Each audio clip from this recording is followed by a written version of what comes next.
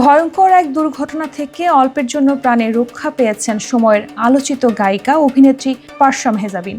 নিজের verified Facebook পেজে নিজেই পোস্ট দিয়ে জানিয়েছেন সেই খবর। পারসা লিখেছেন, কিছুক্ষণ আগে কর্মীটোলা হাসপাতালের সামনে আমার উবারে আগুন ধরে যায়। ধোঁয়াতে আমার গলা এখনো জ্বলছে। গাড়ির দরজাটাও খুলতে পারিনি প্রথম কিছুক্ষণ। আগুন দাউ দাউ করে জ্বলছিল। কিভাবে যে প্রাণে বেঁচে গেছি।